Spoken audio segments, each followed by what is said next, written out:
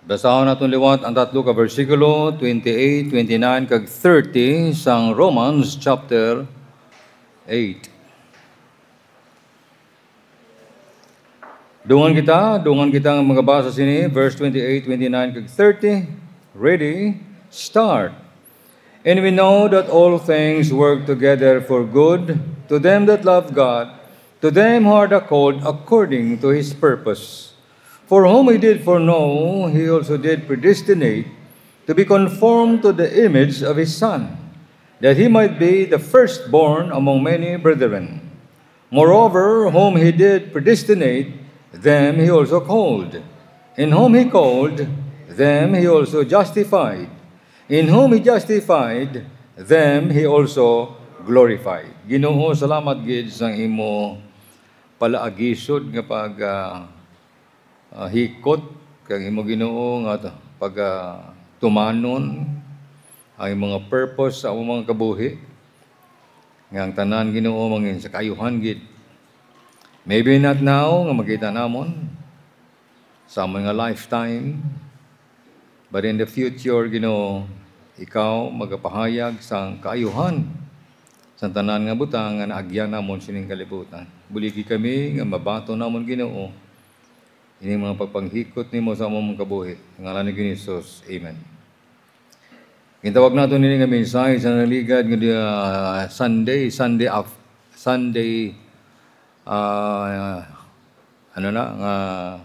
after last Sunday, no? The determination of the spirit life. Ang determinasyon nga paghimuon gid sang Dios sa kabuhi, sa tagsang linuwas niya. Nga may na-determined ang Diyos, no? Na-determinado gid ang Diyos, himuon niya gid niya. Ang isa ka maayo, isa ka labing maayo, nga butang nga para sa mga tumuluo. Ato nga lang taon ina karon kung ano gid ang tuyo sang Dios. Nga naghambal diri siya nga ang tanan nga butang, no? All things work together for good. So all things, why siya sang exception, why siya sang separate nga butang diri. Ang tanan nga butang nga gakatabo sa aton nga buhi. Ang tanan nga butang nga mga ginaagyan ta sa aton pangabuhi diri. Sigurado na sila niya we know. And then sila niya the completeness of God's promise. Kompleto na ang promiso sang Dios kasi sila niya hindi kay most, hindi kay some, but sila niya all things. The whole. Tanan. Malain, maayo, hindi man maayo, mga masubo, mga masakit, mga masadya, tanan. Ha? Tanan nga butang. Mga sala, mga kalautan, mga inaway, mga kagamo, nga naagyan nimo si mong kabuhi, sila sa Diyos, hikuto niya na para sa kayuhan mo. Hindi mo naman sindihan niya sa kalibutan, tungod kay limitado aton nga pagangop. Wala pa kita makalambot sa sitwasyon, hindi mahangpan tang tanan. Ang mga kasubo, ang mga sakit na tanan nga naagyan sa tao sa kalibutan. Balatian man o kon kaayuhan sa imong lawas, tanan na hikuton sang Dios. Kay sila niya diri, everything in the believer's life ginahikot sang Dios para sa kaayuhan. Bisan pa nga hindi naton maintindihan. Of course, hindi naton maintindihan. Nga Ginoo nag-alagad ko sa imo amo paninatabo. Nga Ginoo nga daw kaayo man lang to sa amon nga pagtamdanay gulpi lang lain na. Si hindi mo maintindihan. Listen sila sa Diyos, He will work all things for your own good. Now, ang kondisyon dira, the certainty, the completeness, and now the, what we call this, the condition of His promise. And the cause of His promise. Di kita naguntat sa naglikat, no? Bisan pagali ang mga pag-atake ni Satanas, bisan pa ang mga nervousness, nervous breakdown, ang mga anxiety, antanana, ginabutang sang Diyos, ginapagi sang Diyos. Ang mga hospitalization, ang mga pag-opera, ang mga paghigda mo sa ospital, you name it, nahikot sang Diyos na para sa kayuhan nimo. Hindi mo maintindihan gani, sining kalibutan, kay limitado ang aton kaisipan. Bisan pa, papanghikot sa yawa. Bisan pa ang mga madulom nga ginaagyan sang tao. Bisan pa ang mga sala, mistake, error, iniquity, nga mahimo, nga katabo sa kaboy siyang Kristohanon, hikuton sang Diyos yapo na para sa iya kayuhan. In what sense? Wailan daw ta sa pulong sa Diyos. Kaya pa man matapos ang mensahe na ito. Siling diri ni Ginisus sa kay Peter. Pagkatapos ng si Ginisus na lubong, nabanhaw na siya gikan sa mga minatay. Sa ulihi, si Pedro naghambal yan. Daway na to tsansa. I will go a-fishing. Niya mangisda, bala ko. Kaya mo ng profesyon niya mo. Niya mabalik ko sa akong obra, mangisda na lang ko. Nabatian sa ibang manugtunda, asa ang ibang mga disciples, nagupod man sila ng isda man sila. Sa ulihi, why sila minakwa? They caught nothing. Mga professional ng mga fishermen, why sila minakwa? Bisan la muerte, why sila minakwa? Bisan ng mga butite, why sila minakwa?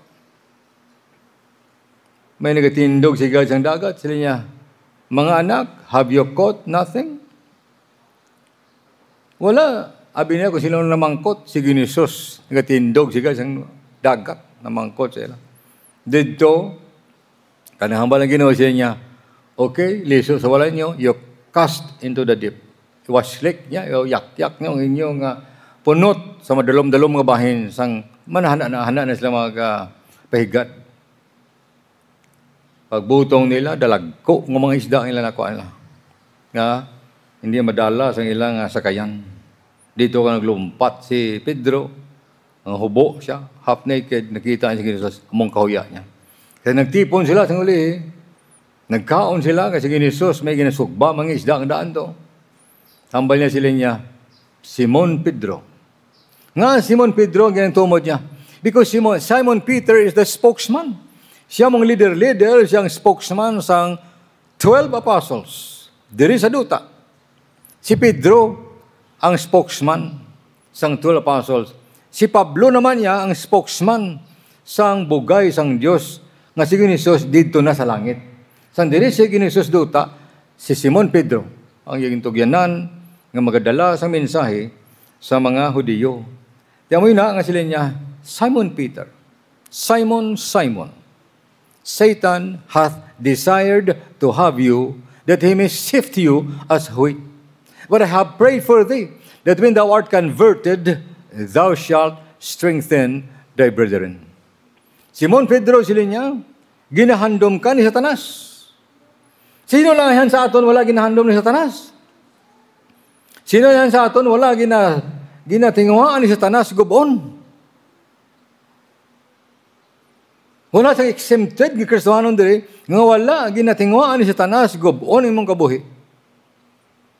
Gubon niya ang pagtuo, gubon niya ilayluhon niya ikaw. He will cast doubt sa imong pangunahuna regarding sa imong salvation.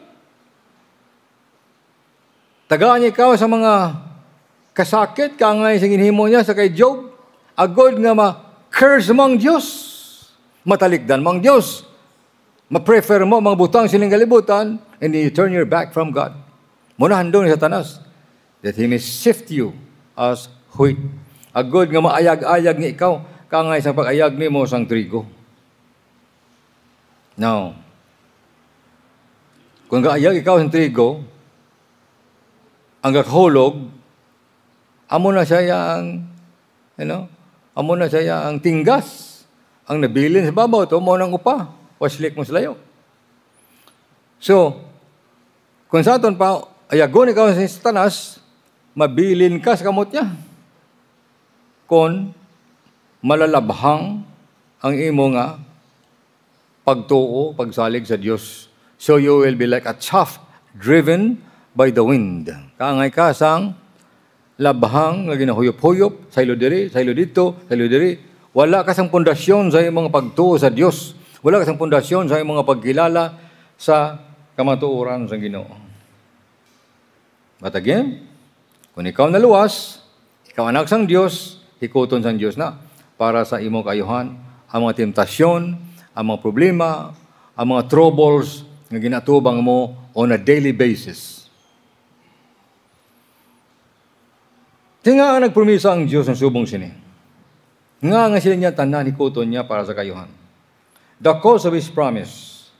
Nga nagpromisa sa subong sini, nga mahimo niya ni, because He's an awesome God.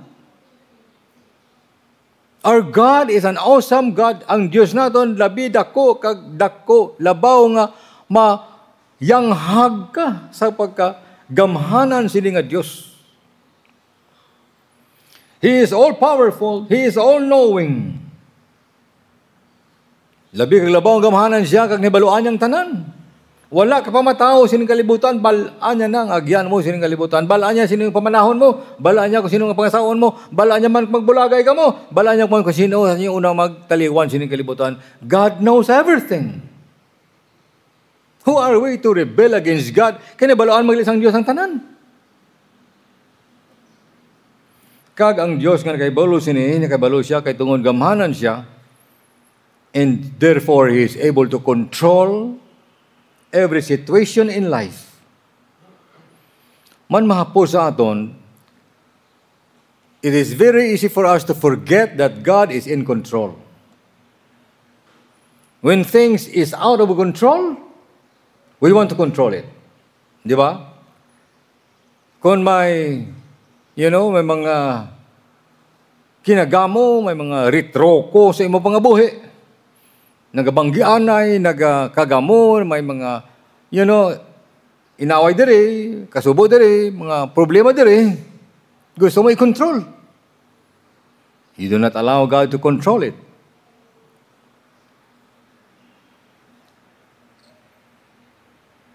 Si Martin Luther, sinulayin sa aton diri, way nakabati, kagkakilala kay Martin Luther, isa siya sa mga father of Reformation, siyempre, Martin Luther, nagfundar sa Lutheran. Si Martin Luther, dako na nga utang kabalaslan sa Germany sa iya, kaya siya na nag-translate sa Bible from Textus Receptus into a German Bible. But he was a priest.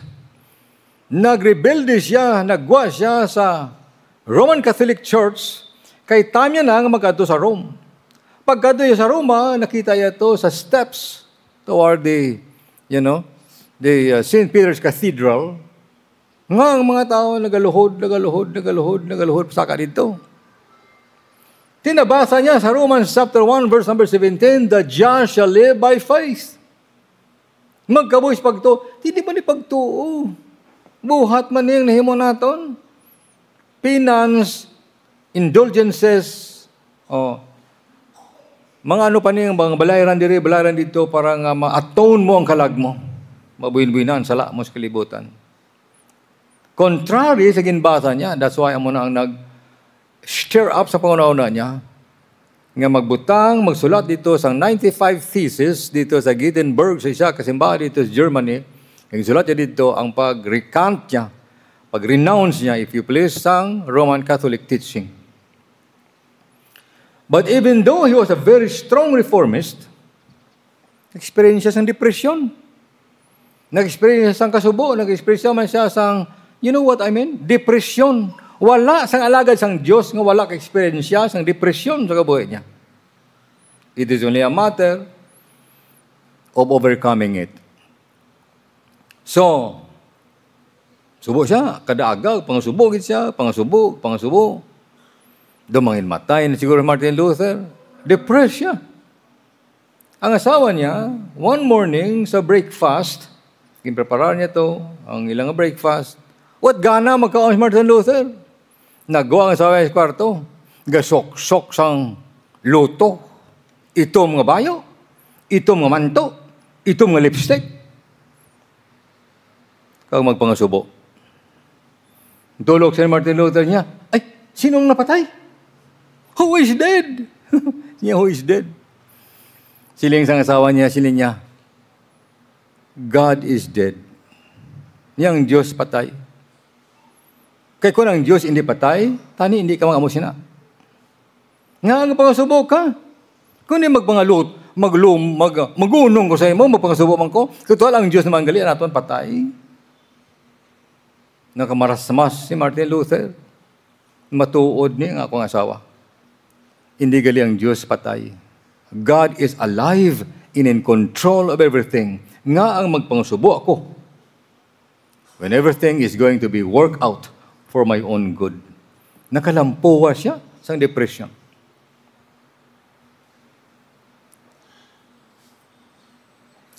So when life closes, remember this.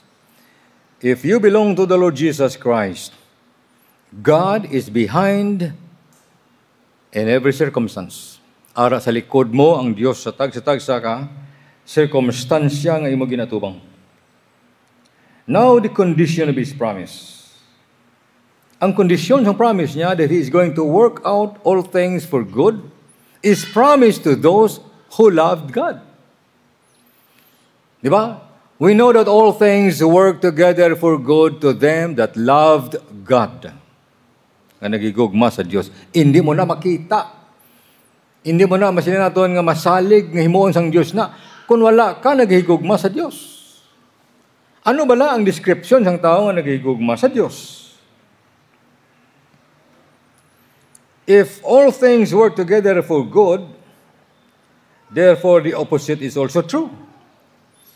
Kung ang tanang nga butang maayo, hikuton sang Diyos para sa kayuhan sa nagigugma sa iya, pues kung wala ka nagigugma sa Diyos, ang tanang nga butang hikuton niya sa kalainan mo. Kung ang maayo himuon niya sa nagigugma sa iya, kung wala ka nagigugma sa iya, kung ang kalainan himuon niya para sa imo. Lantawan niyo ang mga tao who stop loving God, who turn their back from God. Maayo na tabo?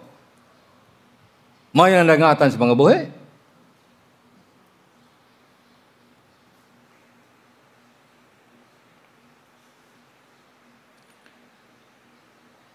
So kung ay bala kung ikaw kadto sa isa ka physician, sa isa ka doktor.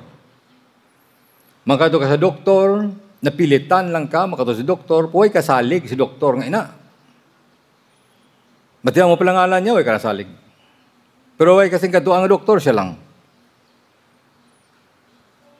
Di karon, napakonsulta ka sa iya dito, tagaan niya kasang prescription, huwag maging sunod. Huwag mo maging bakal ang bulong ang ginahatag ng prescription, hindi ka magsalig sa iya nga diagnosis.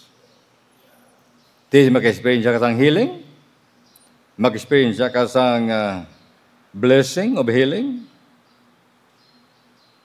But therefore, kung wala ka, palapit ka sa Diyos, huwag ka man naghigugma sa Diyos, huwag ka man nagasalig sa pulong sang Diyos, huwag mo man ginasunod, ginahambal sa pulong sang Diyos, expectar sang maayo, nga hikoton sang Diyos.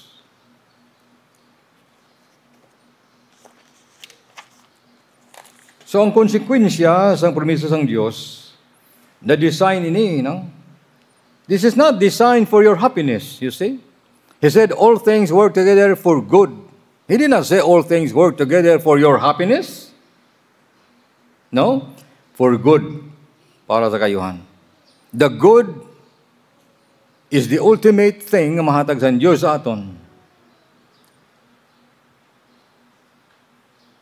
Dirang programa sa Ginoda, makita natin sa verse 29 kag 30, for whom He did foreknow, He also did predestinate to be conformed to the image of His Son. Amo nang konsekwensya sang promesa sang Diyos.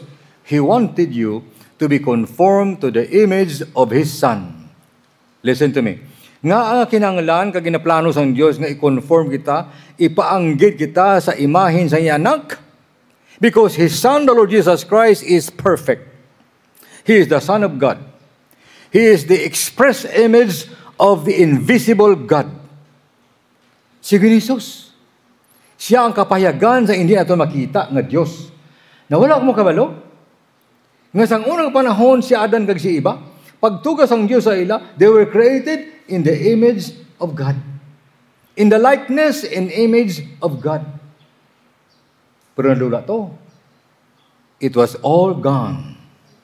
Nadula, nawasak, tungod sang sala, nga ilagi intetenar, kag in-welcome sa human race. Therefore, ang katuyuan sang Diyos, ibalik niya ang tao into the image of His Son, the Lord Jesus Christ. Tiyan mo na, nga pagkatapos ginluwas kita sang Diyos, wala tayong sigida, ginpatay, kaginalas langit. Praise God kung ginhimo yung natani, pero wala ginhimo.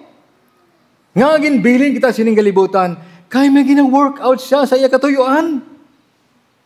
We are all in the process of God's working in order for us to be conformed to the image of the Lord Jesus Christ. Gusto gid sang Dios ibalik kita sa image nga nadula sa unang panahon. Kung pagi sa kay Adan, first Adam, naguba ang image sang Dios kag likeness sang Dios sa tawo. Now, the last Adam, the Lord Jesus Christ, hikuton niyang tanan. Agon mabalik kita into the image and the likeness of the Lord Jesus Christ. Nga ano ang image kag likeness ni Jesus nga dapat maging kaanggid kita niya? Amo ning katuyuan sang Dios. You see, God's purpose here on earth is not to bless you, is not to make you happy, is not to make you wealthy. But God is doing all He does to make you like the Lord Jesus Christ. Nga mangin, kaangay kita ni Ginisos. Si John Hambal, sila niya, we are all sons of God. Sila niya sa 1 John chapter 3. Now we are the sons of God, and if that not, or does not yet appear what we shall be, but we know that when He shall appear, what? We shall be like Him. You shall be like the Lord Jesus Christ, the sinless Son of God. Tiyan mo na paghikotar sang Diyos para sa aton, nga mangin kaanggay kita ni Ginisos sa iyang puluyan sa langit. The whole purpose of Romans 8:28 is to teach us that God has eternal plan and that nothing can ever be able to change that plan. Meaning, God is busy reproducing Himself in us.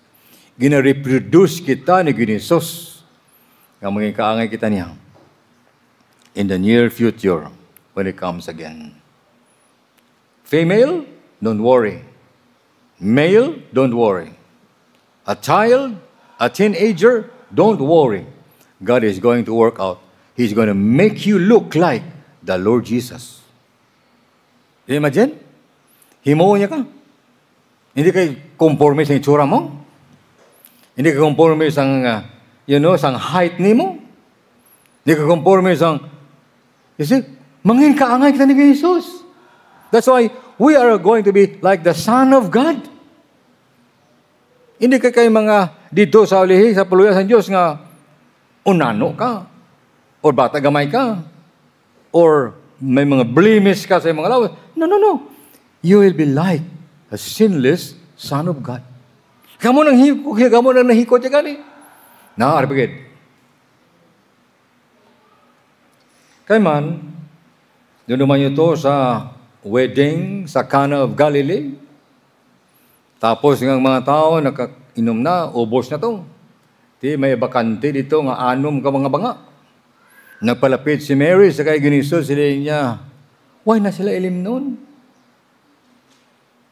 Siling na ni Jesus Christ, sila niya, ano ang akong labot? Babayan, ang labot ko, kung wala sila ilim noon. Hambalan sa Ginoo, kung may labot yapon siya, yung siyang Ginoo natin, grabe siya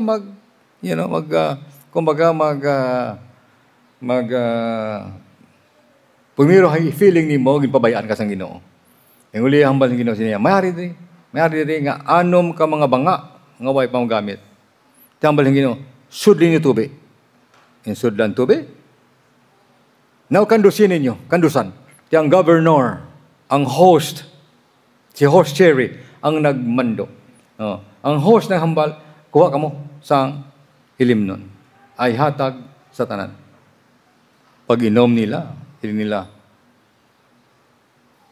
ano nga yung hambal niya? Nga, sila niya, you serve the best, the last.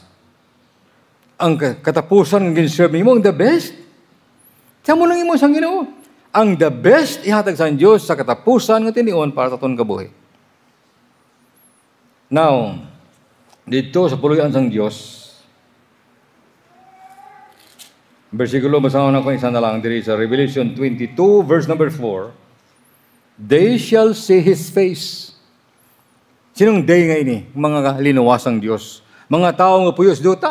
Mga tao nga puyo sa New Jerusalem. Mga tao nga magapuyo sa langit. Tatlo ka ba yung lugar? Tatlo ka lugar. Isa ran sa mga linuwasang Dios sa langit, sa bagong duta, kag sa New Jerusalem.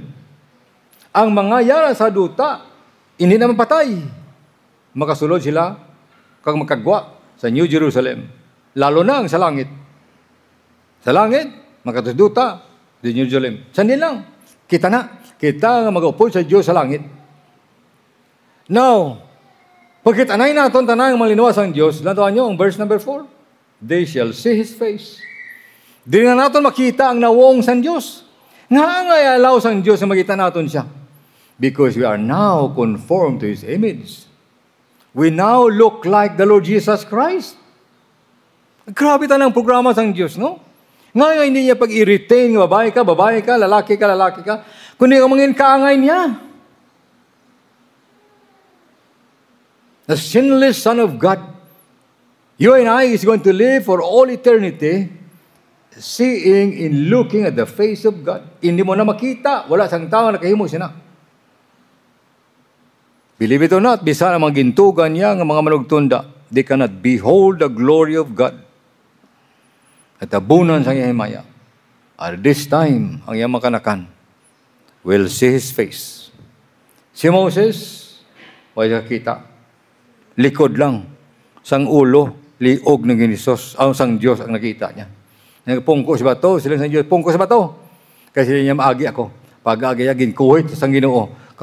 Pagtulok niya, likod lang. Hindi kaya ang nawong ni Ginisos. O ginawong sang Diyos. But at this time, you are going to see His face. Now look at ang dasunusog po niya. His name shall be in their foreheads. Ang ngalan sang Diyos, ara itatak sa agtang sa mga linuwas niya. Meaning, sa sining kalibutan, ginagyan ka sa mga pagtilaw sa mga buhay, but you are so patient. Patient. Pasensyoso ka. The fruit of the Spirit, ara sa imong kabuhi. Isa lang. Overall, that person is a very patient person. Butangan sang Diyos, patient. Kaya di ba ngalan sang Diyos, there are hundreds and hundreds names of God in the Word of God. Isa siya mga ngalan, ibutang niya, wonderful, grace, whatever name ngayon sang Diyos, ibutang niya sa imo. Sa pagkilala sang Diyos kung ano ka nga tao nga na-develop sa sining kalibutan. Nga na-conform to the image of the Lord Jesus Christ. Ikaw ang representante sang patience sang Diyos. Ikaw ang representante sang Diyos sa sining kalibutan, sa sinang palabuton, nga kind, graceful, loving. Tanan nga ngalan sang Diyos, butang niya sa mga kanakanya, nga gin-work together for good, ma-conform to the image of the Lord Jesus Christ. Tidak na ang programa sang Diyos. That's why there is what we call the determination of the spirit life. Ang Espiritu sang Diyos nga nag-i-start sa aton, determinado gid na among ginahimuon niya sa aton kabuhi. Let us submit ourselves sa gamahanan kamo sang Diyos. Sa kung anuman nga sitwasyon ginatubang ta sa aton kabuhi. Oo, salamat gid sang imong pagpakamaayo. Sa amon mga kabuhi, gintugot nimo Ginoo karong adlaw masimba naman ikaw. Pagkamayon mo kung tani, hindi mga pulong amon pamatian. Nga magapabilin sa mong kasipan so that we will not rebel against what is going on sa mong kabuhi, kundi nga mag-submit Ginoo sa imong pagpanghikot. Tanan ini na to ginamon sa ngalan ni Jesus. Amen.